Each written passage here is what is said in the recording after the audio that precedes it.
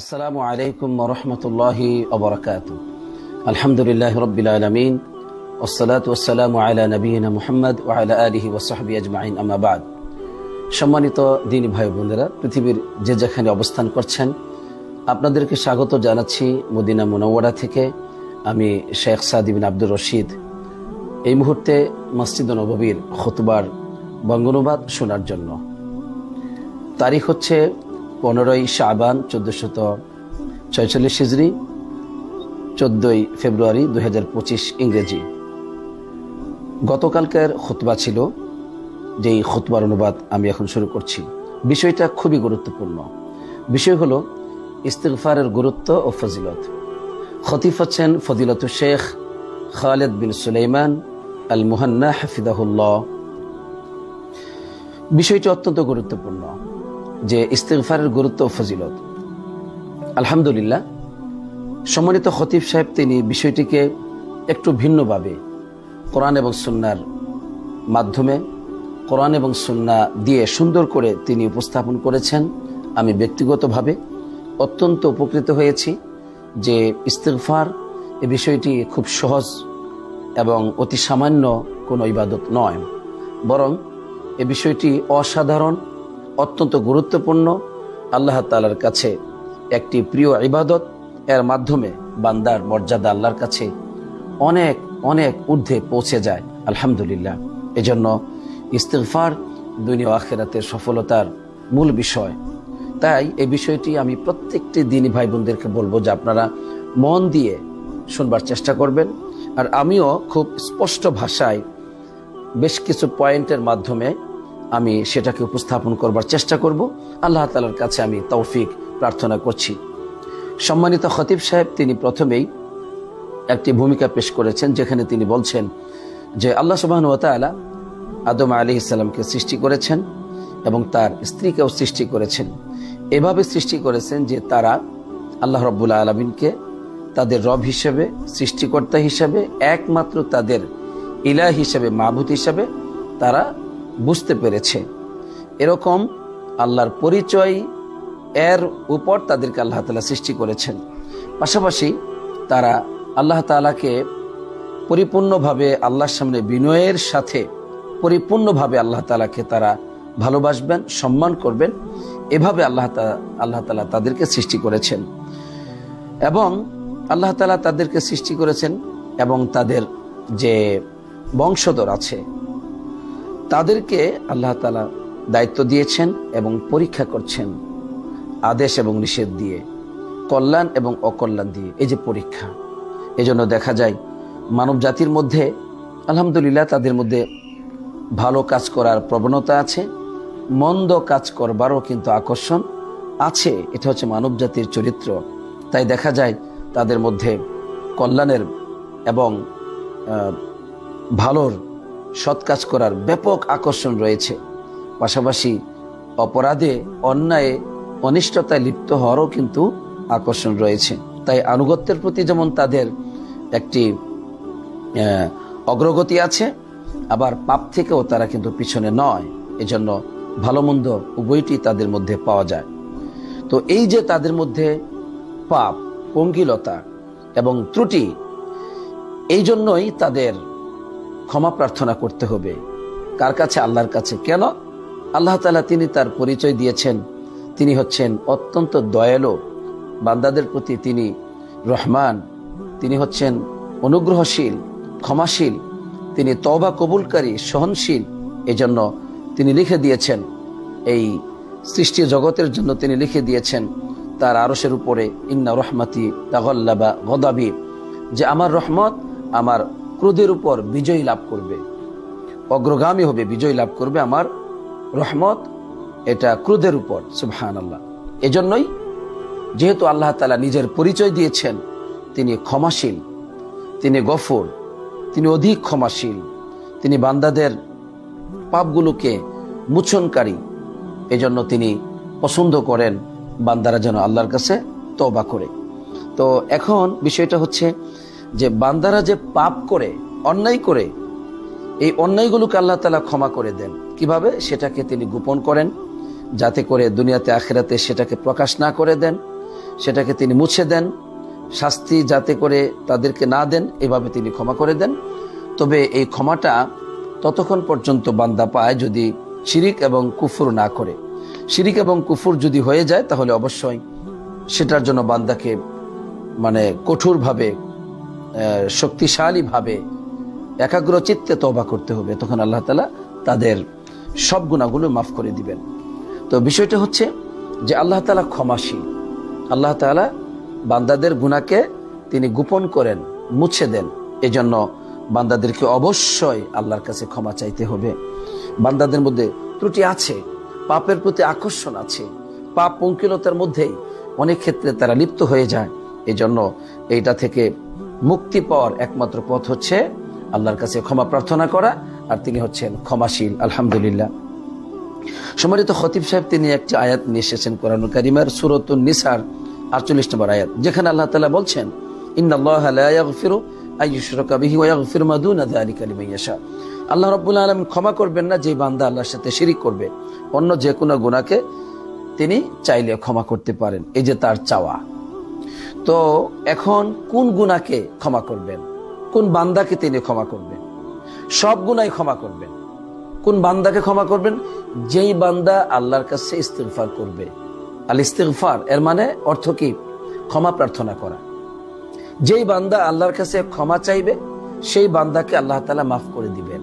যেই বান্দা আল্লাহর কাছে ক্ষমা চাইবে না সে তো ক্ষমা পাবে না।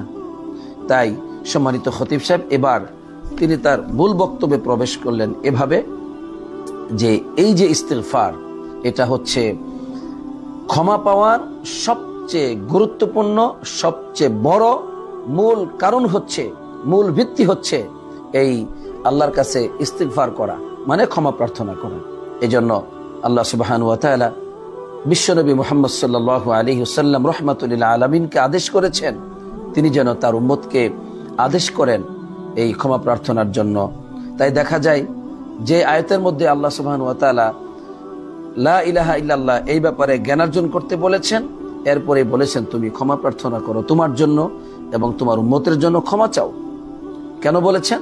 কারণ ইস্তিগফারের গুরুত্ব হচ্ছে বিরাট, তার মর্যাদা হচ্ছে বিরাট। সূরাত মুহাম্মদের 19 নম্বর আয়াতে কারিমায় আল্লাহ তাআলা বলছেন, ফাআলাম আন্নাহু লা ইলাহা ইল্লাল্লাহ, তুমি জানো, জ্ঞানার্জন করো আল্লাহ ছাড়া অন্য কোনো সত্য ইলাহা নেই। তাহলে আল্লাহ তাআলা যে ইলাহ, এই ব্যাপারে আমাদের সবাইকে জ্ঞানার্জন করতে হবে। কারণ এই ব্যাপারে জ্ঞানার্জন করতে আল্লাহ সুবহানাহু ওয়া তাআলা মুহাম্মদ সাল্লাল্লাহু আলাইহি সাল্লামকে বলেছেন। এজন্য এই আদেশ তার উম্মতের জন্য। তাই আমার উপর, আপনার উপর ওয়াজিব হচ্ছে, সবচেয়ে বড় ফরজ হচ্ছে সালাতের আগে, অন্যান্য ইবাদতের আগে আল্লাহ তাআলা যে ইলাহ, ইলাহ একমাত্র যার ইবাদত করা হয় তাকে বলা হয় ইলাহ। অর্থাৎ আল্লাহ তাআলাই আমার আপনার ইবাদত পাবেন, আর কেউ পাবে না। এই বিষয়ে আমরা যেন জ্ঞানার্জন করি এবং এই বিষয়টি আমি নিজে শিখবো, আমার স্ত্রী সন্তানকে শিখাবো, আমরা আমাদের সমাজের মানুষকে শিখাবো যে আল্লাহ কিন্তু ইলাহ। ইলাহ সৃষ্টিকর্তা না, ইলাহ যার দাসত্ব করা হয়, গোলামি করা হয়। এর আমরা আল্লাহ তাআলার গোলাম, সর্বদাই আল্লাহর আদেশগুলো মেনে চলবো, নিষেধগুলো মেনে চলবো, কখনো আল্লাহর সাথে অন্য কাউকে অংশীদার বা শরীক স্থাপন করব না। তো এই ব্যাপারে জ্ঞানার্জন করতে আল্লাহ তাআলা তাকে বলেছেন, এটাই তাওহীদের জ্ঞান। এরপরে বললেন তুমি তোমার জন্য ক্ষমা প্রার্থনা করো এবং মুমিন বান্দাদের জন্য ক্ষমা প্রার্থনা করো। এই জন্য দেখা যায় মুহাম্মদ সাল্লাল্লাহু আলাইহি ওয়াসাল্লাম তিনি এত বেশি আল্লাহর কাছে ক্ষমা চাইতেন যে প্রতিদিন তিনি, একটা হাদিসের মধ্যে এসেছে যে তিনি নিজে জানিয়েছেন যে আকসার মিন 70 মাররা, তিনি এরকম 70 বারের বেশি ক্ষমা প্রার্থনা করতেন। আবার দেখা গেছে যে কোনো মজলিসে 100 বারের বেশি ক্ষমা প্রার্থনা করতেন, কোনো মজলিসে 70 বারের বেশি ক্ষমা প্রার্থনা করতেন, সারাদিন 100 বারের বেশি ক্ষমা প্রার্থনা করতেন। এগুলো কেন আসছে? যেমন তিনি কোনো মজলিসে বসলেই বলতেন, এটা আমার সাথে আপনারা বলতে পারেন, রব্বিগফিরলি ওয়া তুব আলাইয়া ইন্নাকা আনতাত তাওয়াবুর রহিম। বলি আমরা আবার, রব্বিগফিরলি ওয়া তুব আলাইয়া ইন্নাকা আনতাত তাওয়াবুর রহিম। অর্থ কি?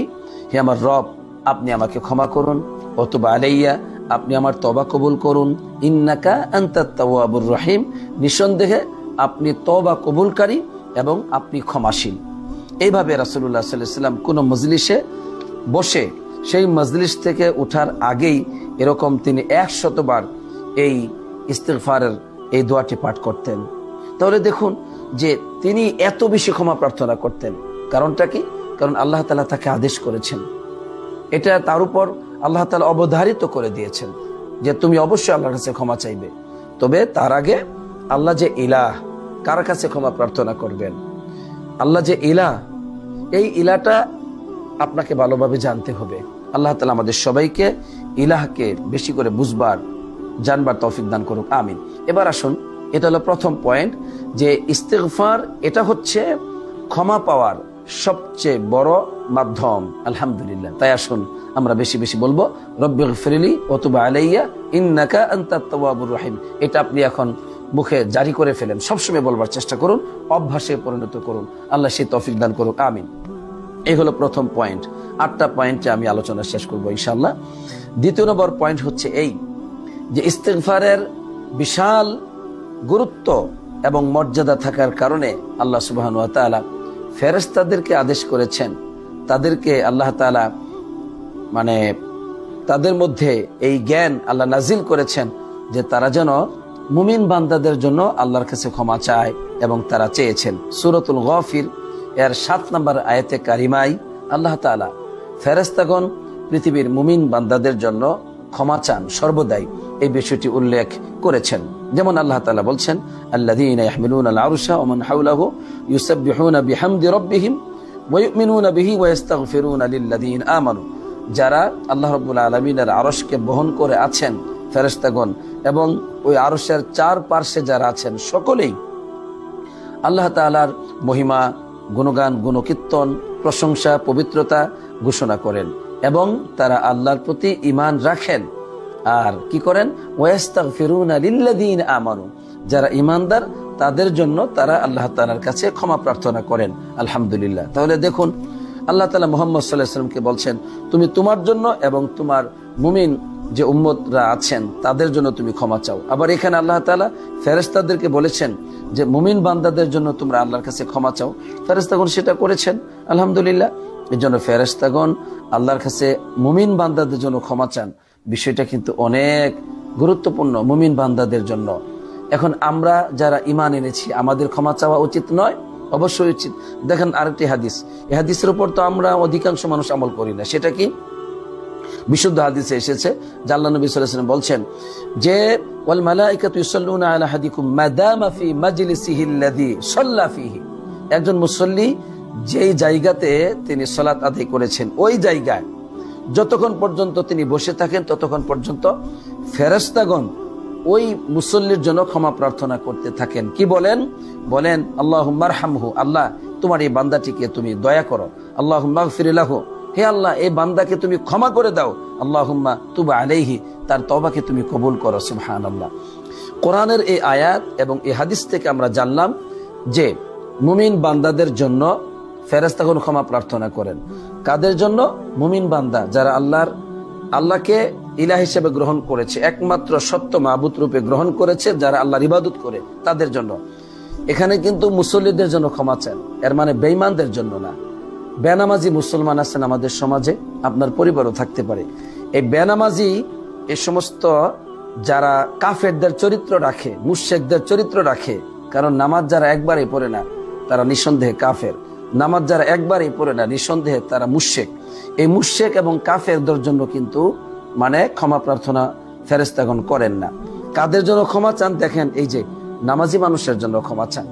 তাহলে ঈমানদার যারা তাদের মধ্যে নামাজ থাকবে, যারা কালেমা পড়েছে, লা ইলাহা ইল্লাল্লাহ যারা পড়েছে, আল্লাহকে যারা মাবুদ হিসেবে গ্রহণ করেছে, তাদের মধ্যে সালাত থাকবে। সালাত যার সালাত নাই সে কোনো দিন মুসলমান হতে পারে না, ওটা বেঈমান, ওটা বেঈমান মুনাফিক। আল্লাহ বেঈমানি থেকে, নিফাকি থেকে আমাদেরকে হেফাজত করুক, আমিন। 3 নম্বর পয়েন্ট হচ্ছে যে ইস্তিগফারের বিশাল মর্যাদার কারণে আল্লাহ সুবহানাহু ওয়া তাআলা আদেশ করেছেন যে যেন রাত এবং দিন আমরা কি করি, মানে ক্ষমা চাই। বিশেষ করে রাতের শেষাংশে আমরা যেন আল্লাহর কাছে ক্ষমা চাই, এবং জীবনের গুরুত্বপূর্ণ মুহূর্তে আমরা যেন আল্লাহর কাছে ক্ষমা চাই। তো এই ব্যাপারে কোরআনুল কারীমে আল্লাহ তাআলা বলছেন যে মুমিন বান্দাদের, মুত্তাকিন বান্দাদের চরিত্র হচ্ছে এই, কানু কলিলাম মিনাল লাইলি মা ইয়াহজাউন। তারা রাতের বেলা খুব কম ঘুমায় এবং তারা শেষ রজনীতে অবিল আসহারিহুম ইস্তাগফিরুন, শেষ রজনীতে তারা ক্ষমা প্রার্থনা করেন। সুবহানাল্লাহ। দেখেন রাতের শেষাংশে ফজর নামাজের আগে মুমিন বান্দারা, মুত্তাকিন বান্দা যারা, তারা আল্লাহর কাছে ক্ষমা চায়। আলহামদুলিল্লাহ, কত সুন্দর গুণ এটা। তাহলে আসেন আমরা চেষ্টা করি, আসুন আমরা সবাই চেষ্টা করি যে ফজর নামাজের একটু আগে, আধা ঘন্টা আগে বা 1 ঘন্টা আগে আমরা উঠে আল্লাহর কাছে ক্ষমা চাইব। এতে আমাদের মর্যাদা বিরাটভাবে বৃদ্ধি পাবে। তাহলে এই মুহূর্তে আল্লাহ তাআলা ক্ষমা চাওয়াটা পছন্দ করেন। এই জন্য বলছেন যে মুমিনরা রাত্রে কম ঘুমায় এবং তারা শেষ রজনীতে আল্লাহর কাছে ক্ষমা চায়। সুবহানাল্লাহ, কত গুরুত্বপূর্ণ, কত সুন্দর গুণ। এরপরে মুহাম্মদ সাল্লাল্লাহু আলাইহি ওয়াসাল্লামকে আল্লাহ তাআলা জীবনের শেষাংশে তিনি যেন আল্লাহর কাছে ক্ষমা চান এবং তার জীবনের শেষ সমাপ্তি যেন ঘটে আল্লাহর কাছে ক্ষমা প্রার্থনার মাধ্যমে, সেটাও কিন্তু আল্লাহ তাআলা বলেছেন। যেমনটি সূরাতুন নাসরের মধ্যে আল্লাহ জানিয়েছেন যে ফাসাব্বি বিহামদি রাব্বিকা ওয়াস্তাগফির, তুমি তোমার রবের প্রশংসা দ্বারা তাসবিহ পাঠ করো এবং তার কাছে ক্ষমা চাও, ইন্নাহু কানা তাওয়াবা, নিঃসন্দেহে তিনি তওবা কবুলকারী। এটা হলো জীবনের তার শেষ মুহূর্তে আল্লাহ তাআলা এই সূরা নাজিল করেছেন এবং তাই হয়েছে। তার জীবনের শেষ মুহূর্তে যখন তিনি মৃত্যু যন্ত্রণায় তিনি শুয়ে আছেন, মৃত্যুর যন্ত্রণায় ভুগছেন, ঠিক ওই মুহূর্তে তিনি এই কথা বলেছেন, আল্লাহুম্মা গফিরলি ওয়ারহামনি ওয়ালহিকনি বির রফিকিল আলা। আল্লাহুম্মা গফিরলি, হে আল্লাহ আপনি আমাকে ক্ষমা করুন, ওয়ারহামনি আপনি আমাকে দয়া করুন, এবং আপনি আমাকে সর্বোত্তম বন্ধুর সাথে মিলিত করুন, অর্থাৎ আল্লাহর সাথে। হে আল্লাহ আপনি আপনার সাথে মিলিত করুন, ওইটাই বুঝিয়েছেন। তো এখানে যে বিষয়টা আসলো সেটা হলো ক্ষমা প্রার্থনার গুরুত্বটা বুঝেন। শেষ রজনীতে আপনাকে ক্ষমা প্রার্থনা করতে বলেছেন। নবী করিম সাল্লাল্লাহু আলাইহি ওয়াসাল্লামের কাছে সর্বশেষ সূরা নাজিল হয়েছে, সেখানে ক্ষমা প্রার্থনার কথা আসছে। এবং জীবনের শেষ মুহূর্তে, অন্তিম শয্যায় শায়িত যেই মুহূর্তে, সেই মুহূর্তে তিনি জীবনের শেষ বাক্য এটাই বলেছেন যে আল্লাহর কাছে ক্ষমা চাইতে চাইতে তিনি মারা গেছেন। সুবহানাল্লাহ, বিষয়টি কতই না গুরুত্বপূর্ণ। 4 নম্বর পয়েন্ট হচ্ছে এই যে ইস্তিগফারের এত মর্যাদা থাকার কারণে এবং মুমিন বান্দাগণ, মুত্তাকিন বান্দাগণ, তারা এর গুরুত্ব এবং এর প্রয়োজনীয়তা তাদের জীবনে এত বেশি হওয়ার কারণে দেখা যায় সাইয়্যিদুল ইস্তিগফারের মধ্যে ওখানে ক্ষমার কথা এসেছে। আলহামদুলিল্লাহ, সেখানে পরিষ্কারভাবে সাইয়্যিদুল ইস্তিগফারে ক্ষমার বিষয়টি এসেছে এবং সেটা যেন একটা মানুষ তার দিনের প্রথম ভাগে এবং দিনের শেষ ভাগে, অর্থাৎ সকাল সন্ধ্যায় এই দোয়াটা পড়ে। সাইয়্যিদুল ইস্তিগফার, ইস্তিগফারে যত দোয়া আছে সবচেয়ে শ্রেষ্ঠ দোয়া হচ্ছে এটা। দোয়াটা কি?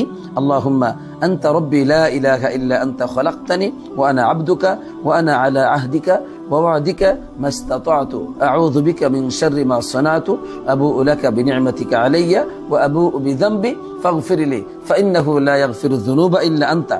এই যে এখানে ক্ষমা প্রার্থনার কথা আসছে, এই জায়গা এমন সব বাক্যগুলো এসেছে যেই বাক্যগুলো পড়লে পরে ক্ষমা অনিবার্য, আল্লাহ তৌফিকে ক্ষমাকে আবশ্যক করে ফেলে। কারণ এখানে আল্লাহ তাআলার তাওহীদুল রুবুবিয়্যার কথা এসেছে, তাওহীদুল উলুহিয়ার কথা এসেছে। এখানে বান্দা তার যে উবুদিয়তের দুর্বলতা আছে, তার চরিত্রই হচ্ছে সে আল্লাহর গোলাম, এই জন্য সে আল্লাহর গোলামি করবে। এটা হচ্ছে বান্দার চরিত্র। এই জন্য আমরা বলি বেনামাজি কখনো আল্লাহর গোলাম হতে পারে না, বেনামাজি কখনো আল্লাহর গোলাম হতে পারে না। এই জন্য যে আল্লাহর গোলাম, তার মধ্যে গোলামি থাকবে, সেজদা থাকবে, আল্লাহর কাছে সে স্বীকৃতি দেবে সে অপরাধী। এগুলো কিন্তু সব আছে এই সাইয়্যিদুল ইস্তিগফারের মধ্যে। নিয়ামতের স্বীকৃতি আছে, গুনার স্বীকৃতি আছে। সুবহানাল্লাহ, এত সব থাকার কারণে এর মাধ্যমে আপনি অবশ্যই ক্ষমা পাবেন এবং আপনি জান্নাত পাবেন। আলহামদুলিল্লাহ। তাই এই সাইয়্যিদুল ইস্তিগফার প্রতিটি নরনারী মুখস্থ থাকা উচিত, পরিবারের সবাইকে মুখস্থ করা উচিত, বাচ্চাদেরকে এটা মুখস্থ করিয়ে দিবেন যেন এটা তাদের জীবনে ক্ষমা প্রার্থনার সাথী হয়ে যায়। আল্লাহ সেই তৌফিক দান করুক, আমিন।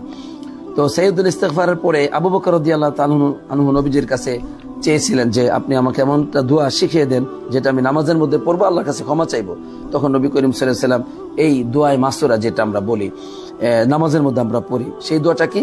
আল্লাহুম্মা ইন্নী যালামতু নাফসি যুলমান কাসীরা ওয়া লা ইয়াগফিরুয যুনুবা ইল্লা আনতা ফাগফিরলি মাগফিরাতাম মিন ইনদিকা ওয়ারহামনি ইন্নাকা আনতাল গফুরুর রহিম। এখানেও কিন্তু খুব বিনয়ের কথা আসছে যে আল্লাহ আপনি আমাকে ক্ষমা করুন, আপনি ছাড়া আমার গুনাহের ক্ষমা কেউ করতে পারবে না।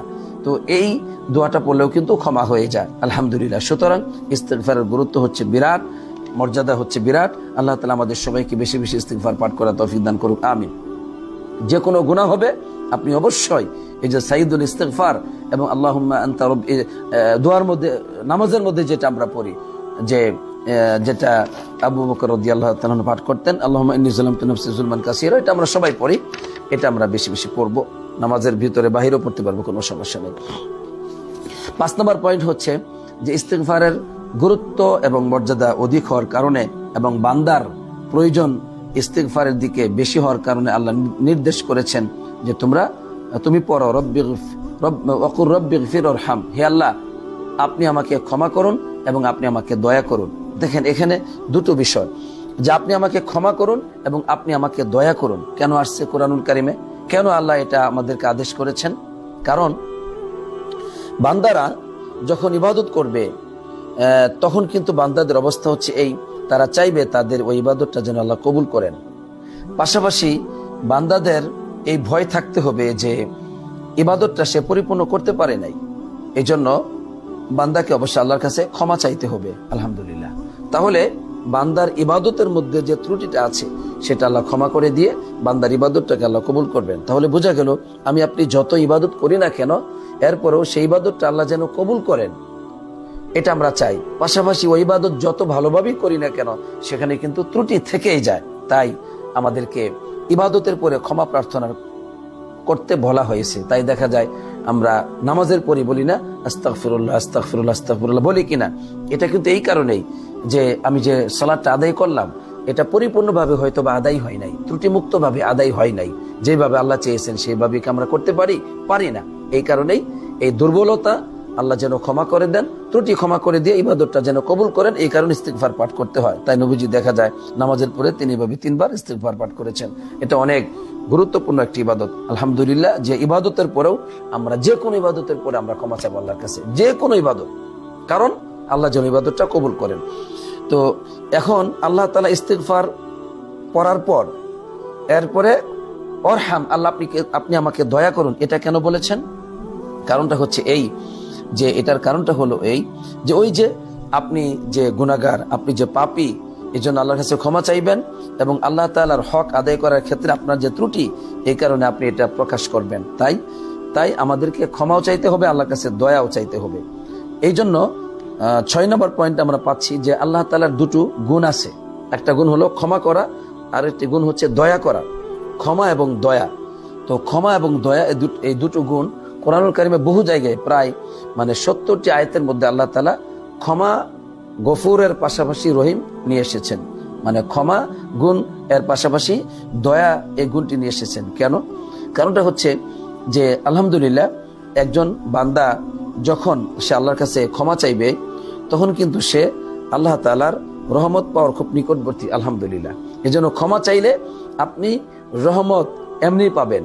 আল্লাহ ক্ষমা করে দিলে আপনাকে আল্লাহ দয়া করবেন, কারণ আমাদের রব এমন একজন রব, যখন তিনি আপনাকে ক্ষমা করে দিবেন, ক্ষমা পাপ করলে তো তিনি রাগান্বিত হন, যখন তিনি ক্ষমা করে দিবেন তখন শুধু ক্ষমাই করবেন না, আপনার প্রতি আমার প্রতি আল্লাহ তাআলা দয়াও করবেন। আলহামদুলিল্লাহ, এই জন্য দেখা যায় ইস্তিগফার পাঠ করার পাশাপাশি দেখা যাবে যে আপনাকে আল্লাহ তাআলা আপনার গুনাহগুলি গোপন রাখবেন, আপনার গুনাহটাকে ক্ষমা করে দিবেন, আযাব থেকে আল্লাহ বাঁচাবেন। এরপরে যত পাপ আছে ওই পাপগুলোকে আল্লাহ তাআলা নেকি দ্বারা পরিবর্তন করে দেন, আপনাকে আল্লাহ তাআলা হেদায়েত দান করেন। এইভাবে করে দেখা যায় পাপকে আপনি তখন ঘৃণা করেন, পাপ থেকে ফিরে চলে আসেন।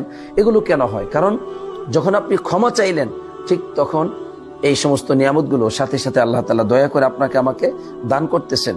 তাই আল্লাহ রাব্বুল আলামিন বলছেন যে লাউলা তাস্তাগফিরুনাল্লাহ লাআল্লাকুম তুরহামুন, যে তোমরা যদি আল্লাহর কাছে ক্ষমা প্রার্থনা করতে তাহলে তোমরা দয়া পেতে। সুবহানাল্লাহ।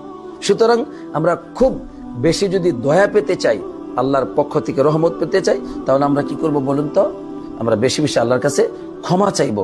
আস্তাগফিরুল্লাহ আস্তাগফিরুল্লাহ ওয়া আতুবু ইলাইহি, ইস্তিগফারের অনেকগুলো শব্দ আছে, বাক্য আছে, ওইগুলো দিয়ে আমরা ক্ষমা চাইবো। একটা হলো আস্তাগফিরুল্লাহ আস্তাগফিরুল্লাহ আস্তাগফিরুল্লাহ ওয়া আতুবু ইলাইহি, এরপরে সাইয়্যিদুল ইস্তিগফার আছে, এরকম আরো বেশ কিছু যে শব্দগুলো এসেছে, বাক্যগুলো এসেছে, আমরা সেগুলো পাঠ করব। আল্লাহ আমাদেরকে সেই তৌফিক দান করুন, আমিন।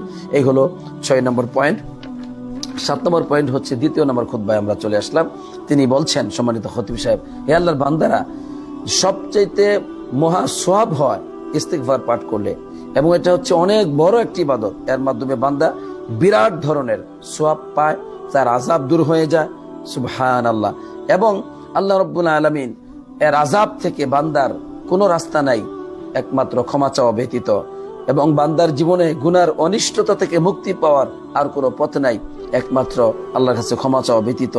এই জন্য দেখা যায় বান্দা যত বেশি তার জীবনে অনিষ্টতা আসে সেটা গুনাহের কারণে আসে, আর জীবনে এই গুনাহ, অকল্যাণ, অনিষ্টতা দূর হয় আল্লাহর কাছে ক্ষমা প্রার্থনার মাধ্যমে। সুবহানাল্লাহ। এই জন্য আমরা আল্লাহর কাছে বেশি করে ক্ষমা চাইব। আল্লাহ রাব্বুল আলামিন তিনি কোরআনুল কারিমে বলেছেন, এই আয়াত দুটো আপনারা এই আয়াতটা ভালোভাবে শুনতে হবে আপনাদেরকে। সূরাতুল আনফালের 33 নম্বর আয়াত, এই কথাগুলি শুনতে হবে। সেটা কি? আল্লাহ বলছেন, ওমা কানা আল্লাহু লিউআযিবাহুম ওয়া আনতা ফীহিম ওয়া মা কানা আল্লাহু মুআযিবাহুম ওয়া হুম ইস্তাগফিরুন। আল্লাহ রাব্বুল আলামিন এমন নন যে তিনি তাদেরকে আযাব দিবেন আর আপনি তাদের মধ্যে বিদ্যমান আছেন। এটা মুহাম্মদ সাল্লাল্লাহু আলাইহি ওয়াসাল্লামকে লক্ষ্য করে বলেছেন যে আল্লাহ আপনার উম্মতকে আযাব দিয়ে দিবেন আর আপনি তাদের মধ্যে আছেন, এরকম আল্লাহ করবেন না।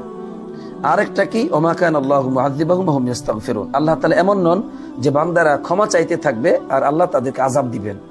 আল্লাহু আকবার। এর ক্ষমা প্রার্থনা করলে আপনি আযাব পাবেন না, আল্লাহ আপনার আযাবটা উঠাই নেবেন। আলহামদুলিল্লাহ।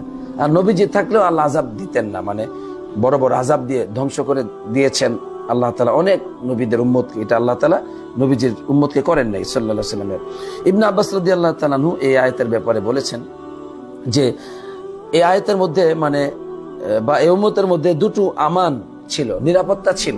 দুটো বস্তু থাকলে উম্মতের উপর আযাব আসবে না, এটা দুটো নিরাপত্তা তিনি বলছেন। একটা হলো নবী করিম সাল্লাল্লাহু আলাইহি ওয়াসাল্লাম, আর একটা হলো ক্ষমা প্রার্থনা। তো ফাযাহাবান নবী, নবীজি তো চলে গেছেন, উনি মারা গেছেন, উনি চলে গেছেন, উনি নাই, দুনিয়াতে নাই। আবার বেদাতীদের কাছে আছে দুনিয়াতে। বেদাতীদের ওই যে মিলাদ মাহফিলে সবসময় উপস্থিত হয়, ওদের নবী আর এই কোরআন হাদিস নবী এক না। কারণ বেদাতীরা তো আপনার বেদাত করে তার নবীজের আদর্শ থেকে বহু দূরে চলে গেছে।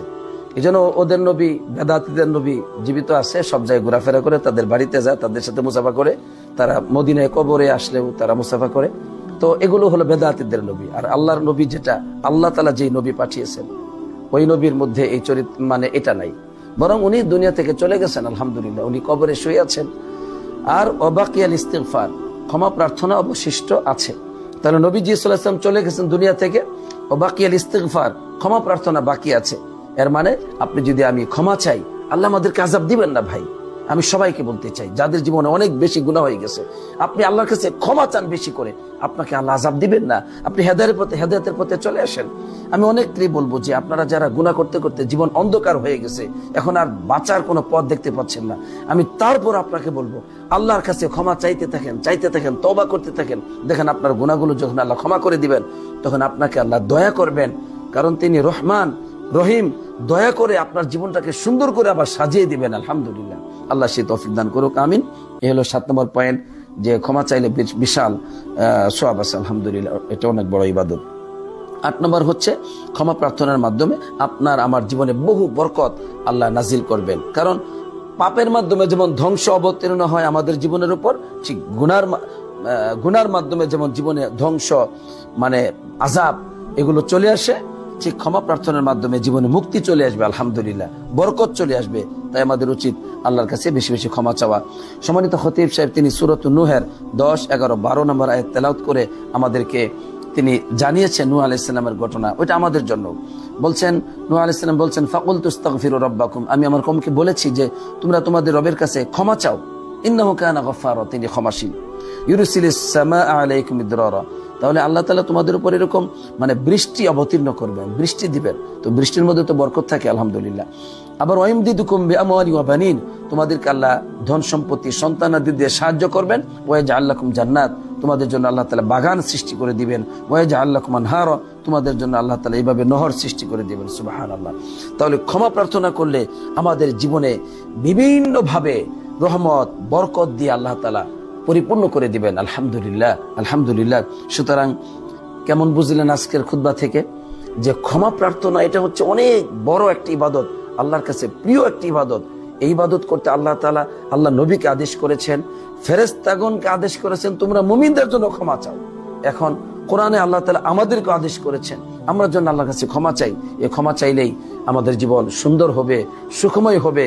আমাদের জীবনে যত ইস্তিগফার বেশি হবে তত জীবনে বরকত আসবে, সুখ আসবে, শান্তি আসবে। পরিবার থেকে ঝগড়া, ফাসাদ, ফিতনা, শয়তানের অস্ত্রশস্ত্র সব দূর হয়ে যাবে। পরিবারের ভিতরে, ব্যক্তি জীবনে, পারিবারিক জীবনে, সামাজিক জীবনে, রাষ্ট্রীয় জীবনে সুখ, শান্তি, ধন, সম্পত্তি, নিয়ামত, প্রশান্তি সব আল্লাহ তাআলা পরিপূর্ণ করে দিবেন। আলহামদুলিল্লাহ। তো আজকে যা শুনলাম এই ক্ষমা প্রার্থনার সম্পর্কে আমরা যেন এর মর্যাদাকে অনুধাবন করতে পারি, বুঝতে পারি, আমাদের জীবনে সর্বদাই যেন আমরা আল্লাহর কাছে ক্ষমা প্রার্থনা করতে পারি। আল্লাহ তাআলা আমাদের সেই তৌফিক দান করুক। আমিন। আসসালাতু ওয়াসসালামু আলা নবিয়িনা মুহাম্মদ ওয়া আলা আলিহি ওয়া সাহবিহি।